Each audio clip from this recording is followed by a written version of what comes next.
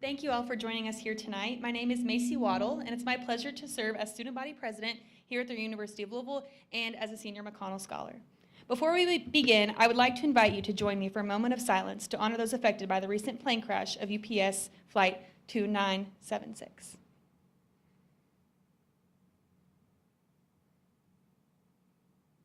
Thank you.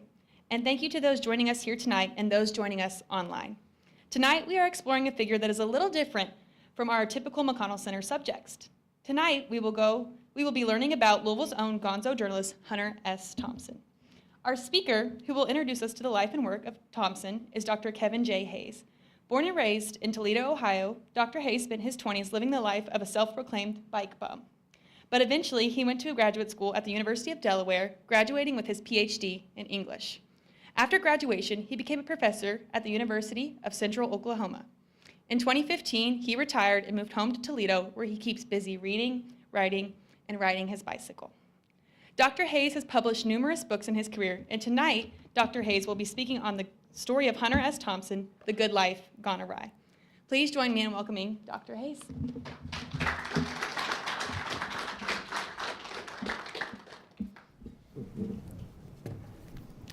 Thank you, Macy.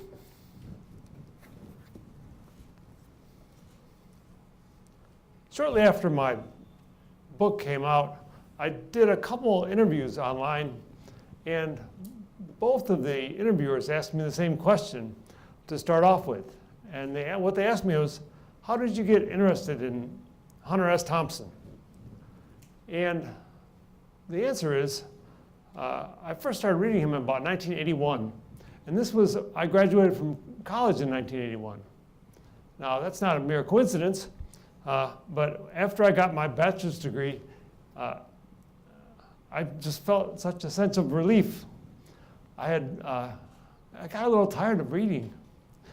I mean, when you're an English major, you read all the time. Not that I still love to read, but what I got tired of was all the assigned reading. And so after I graduated, I said, I'm going to read for fun. I'm just going to read what I want to read for a little while. And so the first thing I read was Fear and Loathing in Las Vegas. Oh man, what a great book. I just love that book. And so then 2 years later, Thompson published another book called The Curse of Lono. And wasn't as interested in that. It seemed like it was structurally almost the same as Fear and Loathing in Las Vegas, and so that was the end of my first Hunter S. Thompson kick for a little while. And then when I was bicycle touring in Tasmania, you see, that's what the year before I went to graduate school, I did a 5-month bicycle tour of the South Pacific, and I went to Fiji and New Zealand and Australia. And, to get used to the United States on the way back, I spent a couple weeks in Hawaii. And that was just before I went to graduate school. And so it was my last big blowout. Anyways, when I was in Tasmania, I found a youth hostel that had a take a book, leave a book shelf. And they had a copy of Thompson's Hell's Angels on there. And I had heard about that, and I hadn't read it before, and I took it, and I read it, and just loved it. Oh, it was wonderful.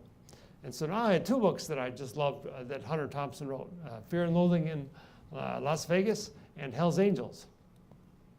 And so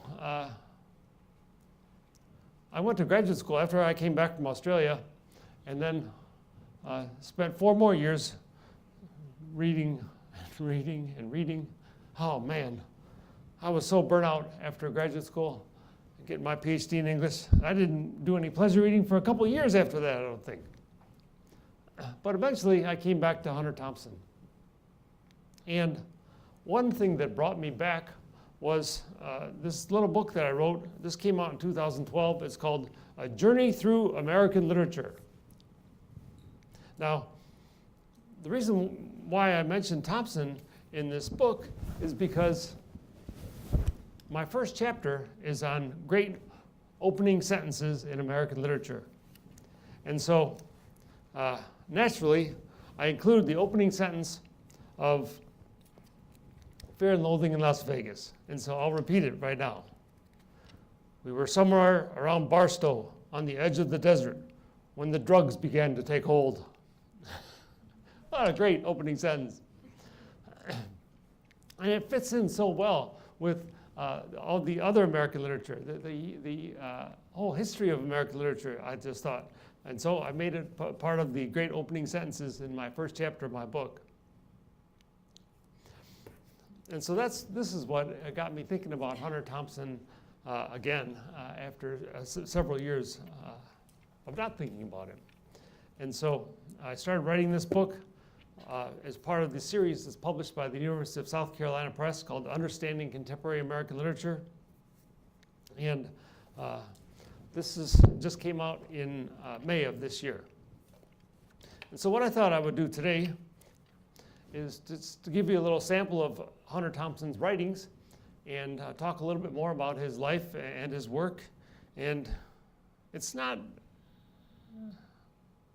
all a happy story, I'll have to say that. You know, there's something I didn't say in the book, and I really wanted to say it, and I didn't say it, but I'm going to say it now.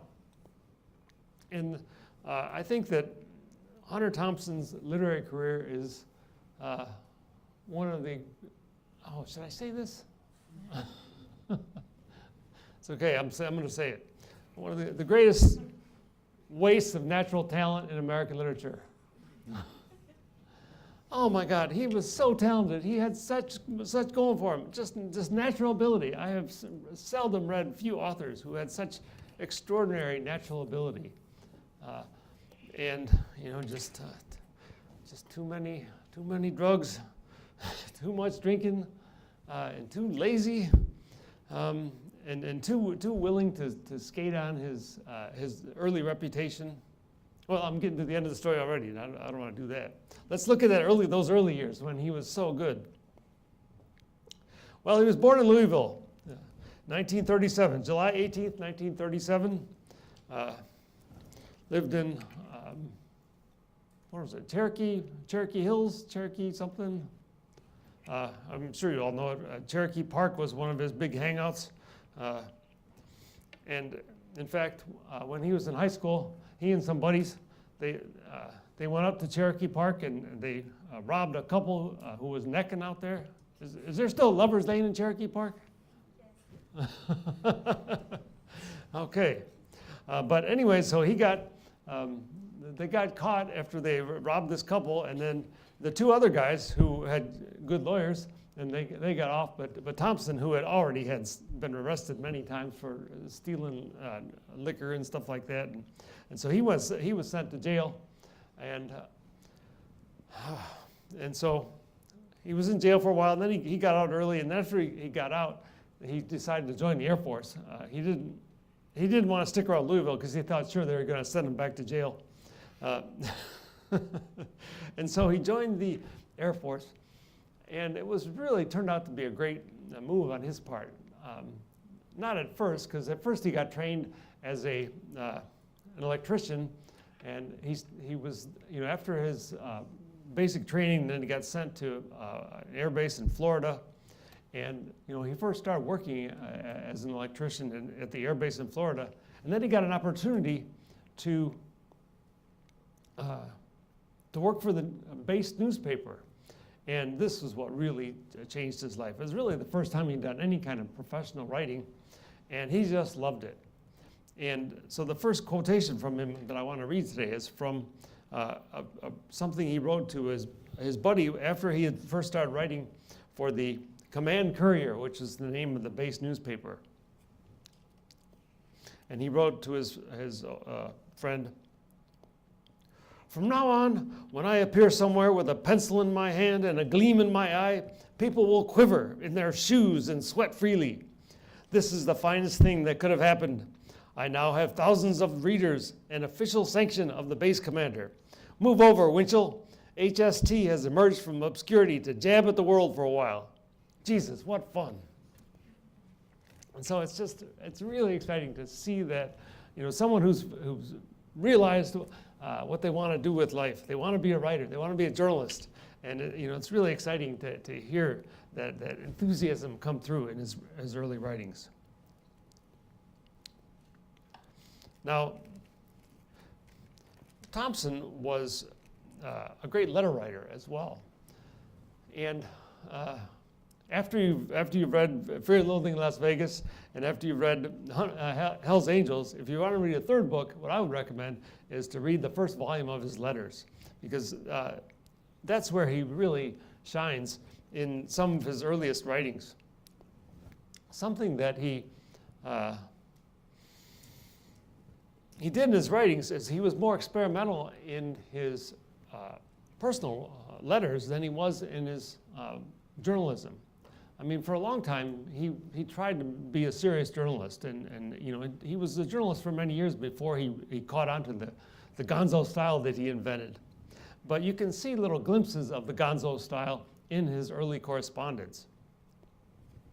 Now, this is a letter he wrote in 1956, and so he was 19 years old. And I'll just read this one paragraph.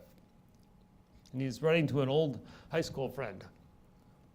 One item, I think, deserves extra comment, and that's the one about Curtis becoming unrecognizably drunk. Now, I've seen drunks and drunks, tall drunks, short drunks, blind drunks, crawling drunks, slithering drunks, mumbling drunks, screeching drunks, crying drunks, sick drunks, dead drunks, speeding drunks, addled drunks, pitiful drunks, and just about any other type of drunk there is. But never have I seen a man who was unrecognizably drunk. The only explanation I can see for such a wonder is that he must have shattered the intoxication barrier in an almost superhuman display of degeneration, dissipation, vice, and drink. Oh man, 19 years old he was. Oh my God. Just imagine if I had someone in my freshman comp class writing like that. I never did. And that's what I mean by natural talent. I mean, where do you get that? When you're 19 years old and you can write with that kind of excitement, that kind of pacing, that not just it's the wonderful word choice and the use of repetition, but it's also the pacing of it. It's really one of my favorite examples how good he was, how young he was. Now, like I said, this is in his correspondence. It took a while for him to start writing with that same kind of personality in his public writing. But there's a wonderful tidbits in that first volume of his correspondence. This is a letter he wrote the next year in 1957, and this is to the Chamber Music Society, which was a record club. Now, something that Thompson often did. He had a little bit of larceny in him all his life. But he would join record clubs and book clubs and get all the freebies and get all the books and just never pay. They would send him bills and he would just never pay. And then he actually started writing letters to make himself look crazy so that they would just leave him alone. And in many cases this worked. And this is something he wrote to the Chamber and Music Society.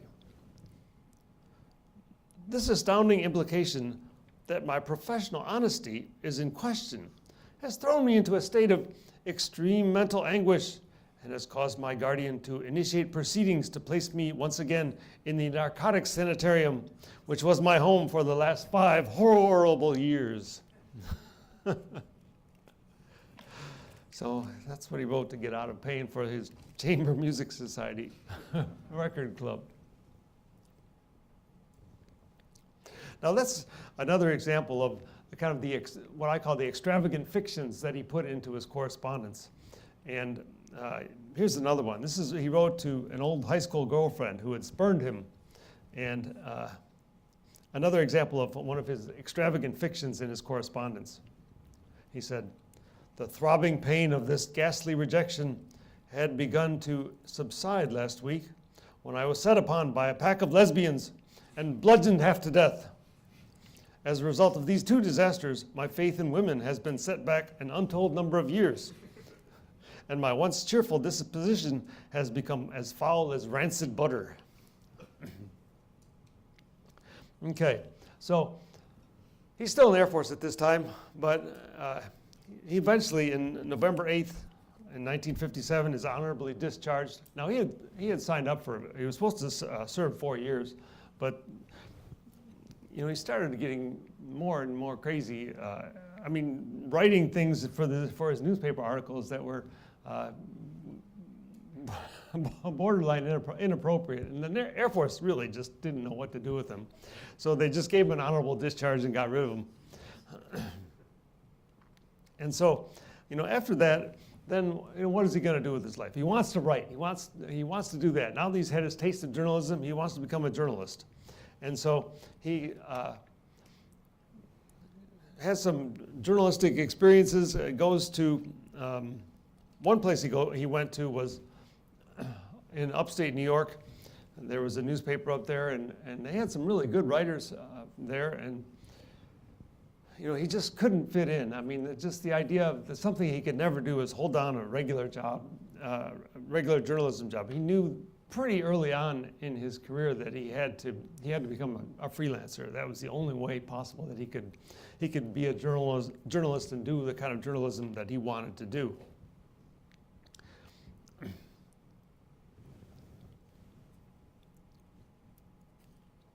Now this is from another letter that he wrote, and this is, again, expressing his desire to be a writer, but to be the kind of writer that he didn't have to make compromises, that he didn't have to write for anyone else but himself. And this is what he says, and this is to his old high school English teacher. Events of the past 2 years have virtually decreed that I shall wrestle with the literary muse for the rest of my days. To be reduced to scrambling for a living in the wonderful world of business and free enterprise would seem to me to be the last word to degradation. Frankly, and this would be a terrible choice to have to make, I think I'd rather recline in comfortable poverty than scramble forever up the well-greased gray flannel flagpole. So that's a heartwarming quotation. The idea, this is a young writer. I'm going to be a writer, but I don't care if I make money on it. I'm not going to write for anyone else. I'm just going to write for myself, write the way that I want to write, and that's it. Now, there's another influence that Thompson, sometimes he tried to deny, but you look at the timing of this letter. This is January 29th, 1958. Okay, well, what's happening in literature at this time, in American literature? Well, in September of 1957, so just a few months before this, Jack Kerouac publishes On the Road. And this On the Road was a huge influence on Hunter Thompson. Now, it was so much of an influence that he tried to not deny it. But again, go back to read those letters, and especially read the letters that come out after that he wrote after September 1957, after On the Road came out, and you can see the huge impact that Jack Kerouac had on Hunter Thompson. As on so many other young writers. Everyone wanted to write like Jack Kerouac after On the Road came out. That was a hugely influential book. So he decided he's going to write the great American novel. After he lost a couple of journalism positions, he found a cabin in upstate New York and just settled in, and that's where he was going to write the great American novel. And this is something lots of American writers wanted to do at that time. It became a thing.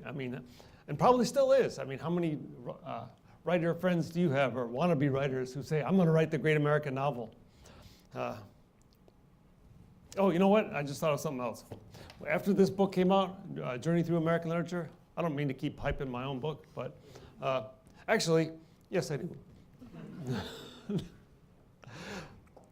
This book, when it came out, I thought to myself, if someone reads this book, you could pass any course on American literature, from AP English to PhD qualifying exams. All you have to do is read this book. Boy, I sound like a snake oil salesman now. No, I really feel warmly toward this because, this is something that I'd always wanted to write, is a short introduction to American literature. And so why was I even mentioning that now? I forgot. Anyways, so this is, I know. I have a whole chapter on the Great American Novel. And after I published this book, I got an email from a guy who says, because I was questioning whether anyone could write the Great American Novel anymore.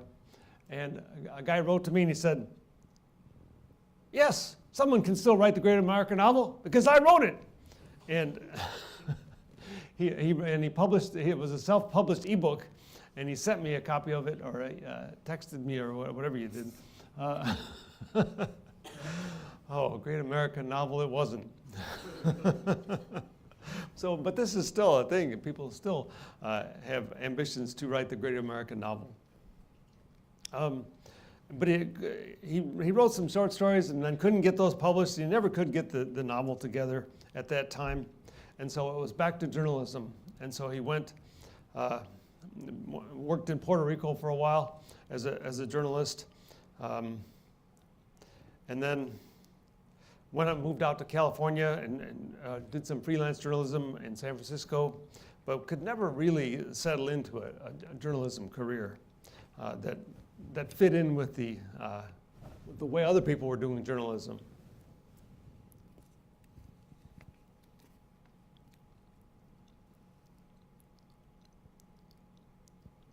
But some of his best journalism, I think, has often been ignored unnecessarily, because one of the things, once he established gonzo journalism as his thing, as his defining type of this journalism, and he established his reputation, then people started looking through his early writings and saying, how close does this come to his gonzo journalism? If it's not gonzo, it's not worth reading. And I think that does a disservice to his early writings, because he went to South America and was there for several months and was in almost every single country in South America and wrote news stories back to the National Observer, feature stories and long, sometimes front page news stories for this. The National Observer was the weekly version of the Wall Street Journal. It was, like the Sunday paper for the Wall Street Journal. And his writings he wrote for the National Observer are not gonzo, but they're very good journalism. And I think they've often been ignored unnecessarily, because it's really quite good stuff.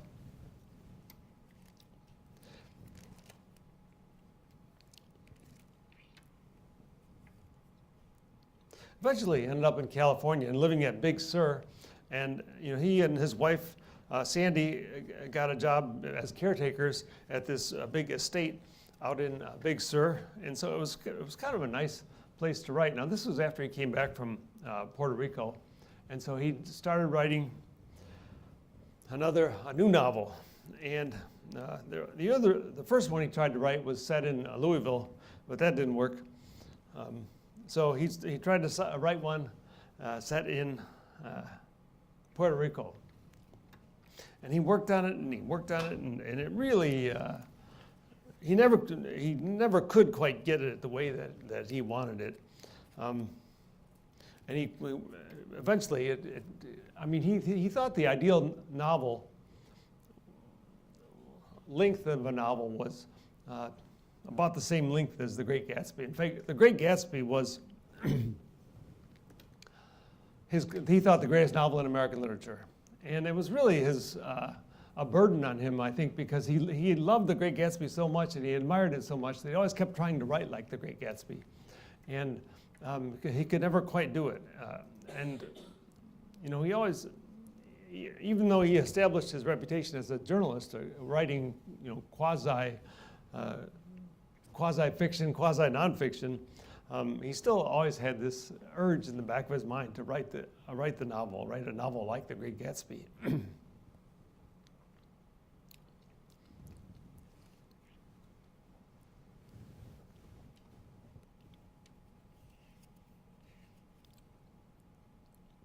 But when he was out living in Big Sur, he got his first article accepted in a national magazine. And the magazine was Rogue, which was a gentleman's magazine, as they called them back then. But they paid good money. They paid him, I think he got $500 for it. And so this was, and he took pictures of his wife, and he took nude pictures of his wife for the article, which is a little unsettling. Anyways, I'm just going to read a little bit from this article, because I just love this passage. To read the New York Times in Big Sur can be a traumatic experience. After living here a few months, you find it increasingly difficult to take that massive, threatening, complicated information very seriously. There are people here without the vaguest idea of what is happening in the rest of the world. They haven't read a newspaper in years, don't listen to the radio, and see a television set perhaps once a month when they go into town. Here, they didn't even have electricity until 1947, or telephones until 1958. Compared to the rest of California, Big Sur seems brutally primitive. No subdivisions mar these rugged hills, no supermarkets, no billboards, no crowded commercial wharfs jutting into the sea. In the entire 80-mile stretch of coastline, there are only 5 gas stations and 2 grocery stores. A 50-mile stretch of the coast is still without electricity. The people who live there, and some of them own whole mountains of virgin land, are still using gas lanterns and Coleman stoves. So, there's nothing gonzo about that. I mean, if you're looking for the kind of writing that you see in Fear and Loathing in Las Vegas, it's not here. But, I mean, there's a lot of ties to early American literature in this passage. One sentence I'll read again. No subdivisions mar these rugged hills, no supermarkets, no billboards, no crowded commercial wharfs jutting into the sea. Now this is a rhetorical device that is known as the negative catalog. Now this is something that had been part of American literature since Captain John Smith came to Jamestown. I mean, often one of the most prominent genres in early American literature is called the promotional tract. And so writers, early American writers, writing promotional literature would use these negative catalogs to show the greatness of emigrating to America, not for what it does have, but for what it doesn't have. Captain John Smith said, there's no lawyers here. And so that was one of the things in Captain John Smith's negative catalog. And so here we say, just with this one sentence, Hunter Thompson putting himself within a long literary tradition, just with his use of this negative catalog.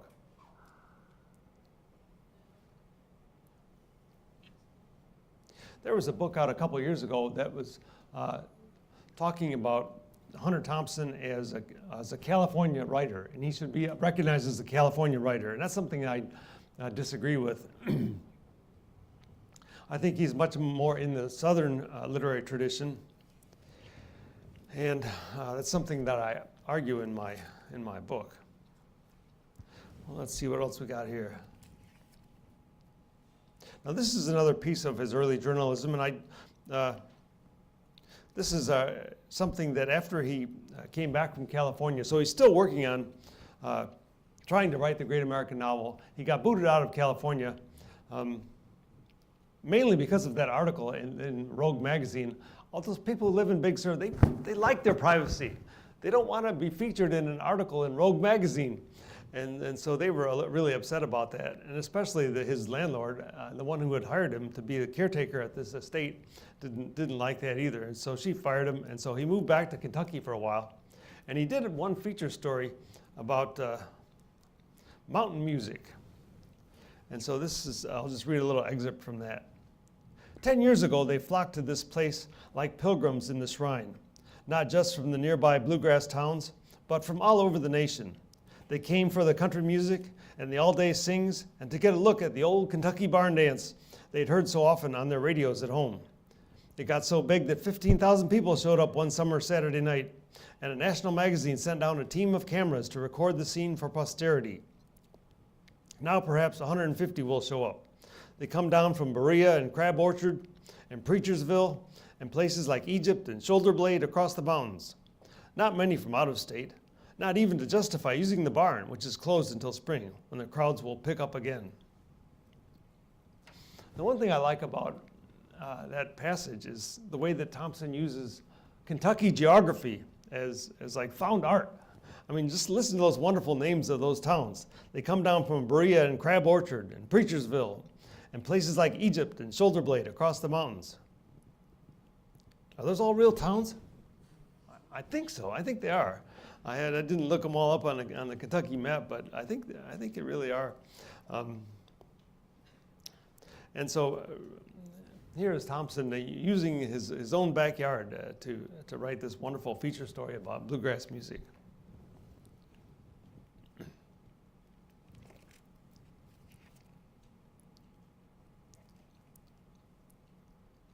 One of the first articles he wrote when he was on his tour of South America is when he first arrived in South America, and this is how he describes himself. As I came over the brink of the cliff, a few children laughed, an old hag began screeching, and the man just stared. Here was a white man with 12 Yankee dollars in his pocket and more than $500 worth of camera gear slung over his shoulders, hauling a typewriter, grinning, sweating, no hope of speaking the language, no place to stay, and somehow they were going to have to deal with me.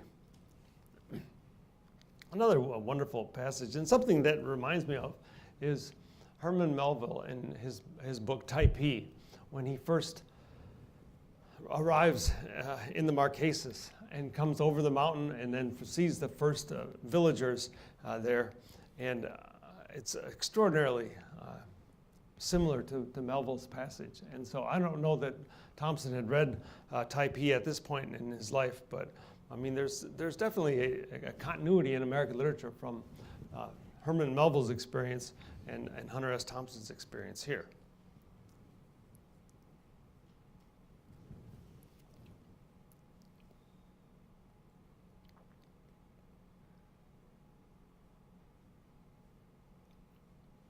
One of his last articles he wrote from South America, actually this was after he came back to America, and he still owed the National Observer one article that they had paid for but they hadn't received. And so he wrote this was his kind of follow-up article summing up his experience in South America. It's called Why Anti-Gringo Winds Often Blow South of the Border.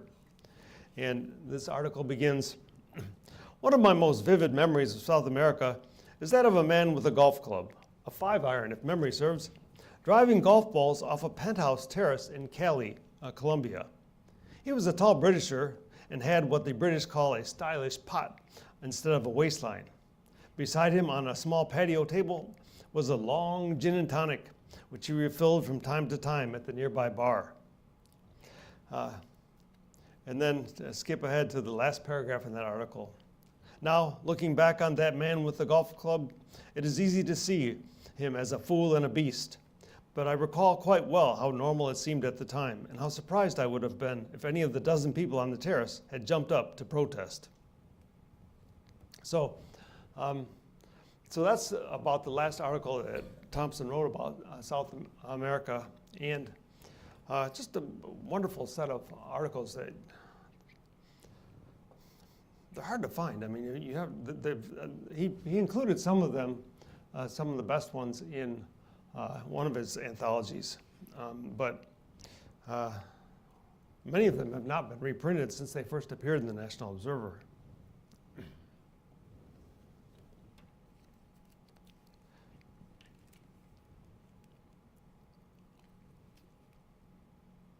Well, I wrote way more stuff than I've got time to cover, and so let me just hit a few more little highlights. I haven't even gotten up to Fear and Loathing in Las Vegas yet.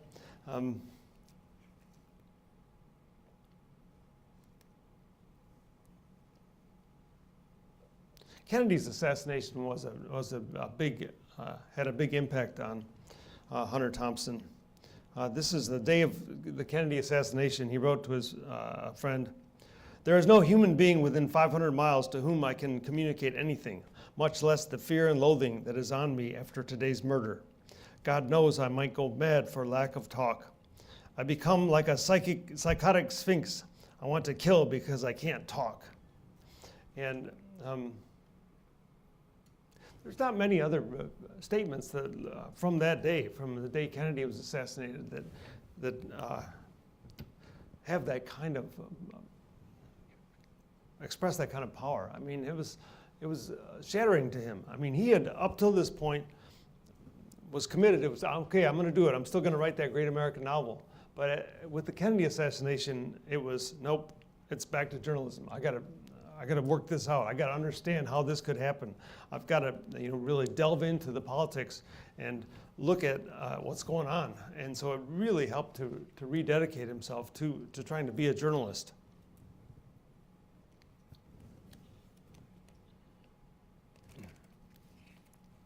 And he still hasn't invited, so we're up to 1963, he still hasn't come up with the term gonzo journalism, but about 1966 is when the words new journalism entered the language. Now they don't know exactly who came up with it, but Thomas Wolfe was one of the main, or Tom Wolfe was one of the main progenitors of it. And with his book, The Electric Kool-Aid Acid Test, another one to put on your list of things to read if you haven't haven't read already. I think it's Wolfe's best book, and so that's one of the great examples of new journalism. And then when Thompson published Hell's Angels in '67, that's still, it's often grouped with his gonzo journalism, but it's still not gonzo journalism. I mean, but it is new journalism, and so as I define it, gonzo journalism is like a subset of new journalism, and there's only one person that can do gonzo journalism, and that's Hunter S. Thompson. But just like Jack Kerouac in the previous generation had a huge impact, and everyone wanted to write like Jack Kerouac, after Thompson published Fear and Loathing in Las Vegas in 1971, everyone wanted to write like Hunter S. Thompson.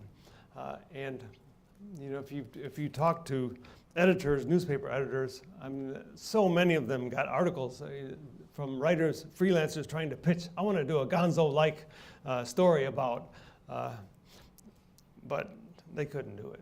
There's only one gonzo journalist, and that's Hunter Thompson.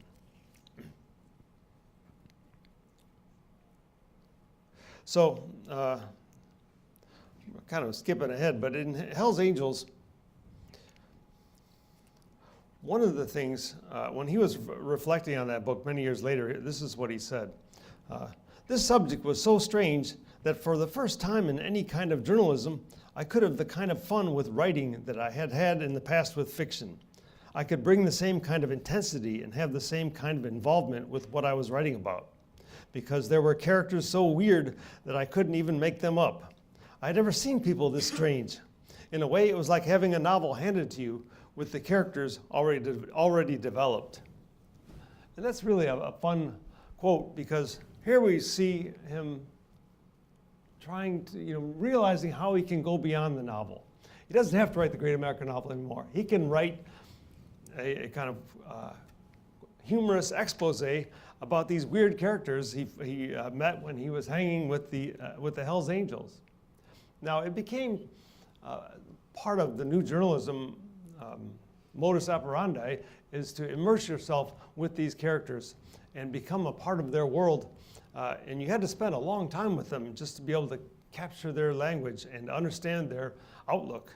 And so Thompson really got to know a lot of these Hells Angels very, very well. Now, in the first paragraph of Hells Angels, he mentions some of these characters that he met. And he just lists Little Jesus, the Gimp, Chocolate George, Buzzard, Zorro, Hambone, Clean Cut, Tiny, Terry the Tramp, Frenchie, Moldy Marvin, Mother Miles, Dirty Ed, Chuck the Duck, Fat Freddy, Filthy Phil, Charger Charlie the Child Molester, Crazy Cross, Puff, Magoo, Animal, and at least 100 more. So, that's from the first paragraph. And again, it's we can start to see a continuity here. I mean, we see Thompson was a master at using the literary catalog, the list of things in your writing, whether it was the different types of drunks in his letter, or whether listing the cast of characters, the members of the Hells Angels, or whether it was a negative catalog in his Big Sur piece. He really was, you think okay, I can do that. Can I do that? Why can't I do that? To just write a list of things and make it literature. Well, that's where the natural talent comes in. It really takes some talent to be able to pace your catalogs, choose your words, choose the order of the words, and it is an art to be able to do that well.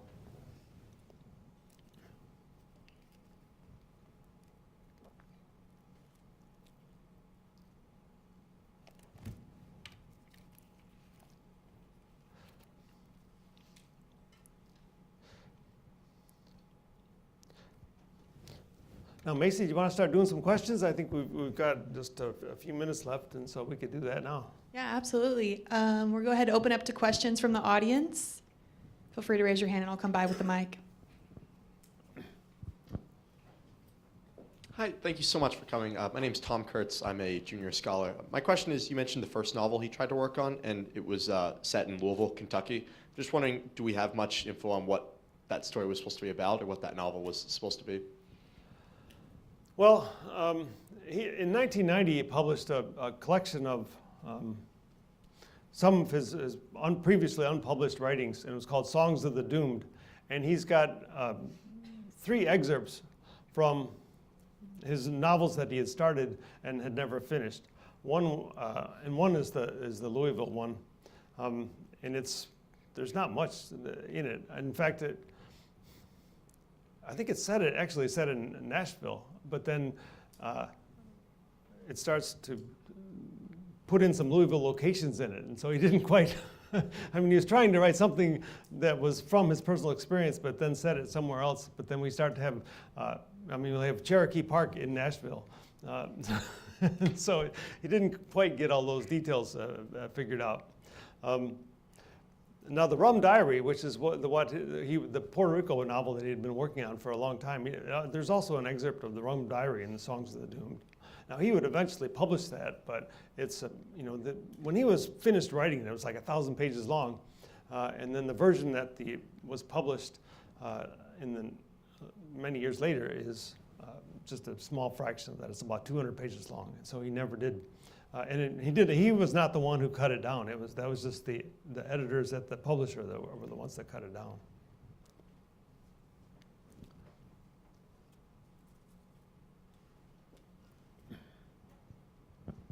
Thank you again for your time. My name is Jacob Crowley, and I was wondering, in Fear and Loathing in Las Vegas, how much of that novel is based off of what actually happened in his experience, and how much is kind of embellished or exaggerated for the novel?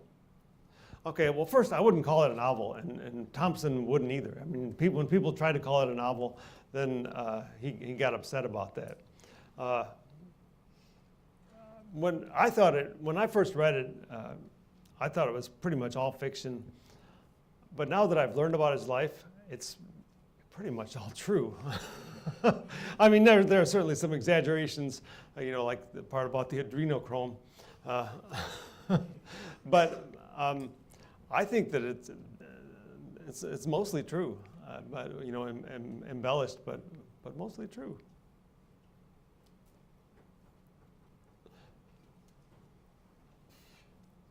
Thank you so much for coming to speak to us today. You mentioned that you would categorize Thompson not as a California or Western author, but as a Southern author. Uh-huh. Can you elaborate on that distinction a little bit?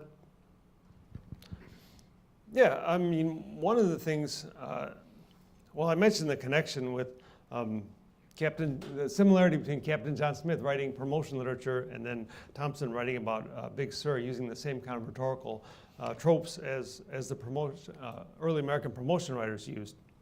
And so, Thompson's family was from Virginia, from colonial Virginia. He could trace his roots back to that far. In fact, it was Hunter was an old family name, and his family had a tradition of naming their kids after their old Virginia ancestors. And Thompson broke with that tradition because he named his kid Juan Fitzgerald Thompson.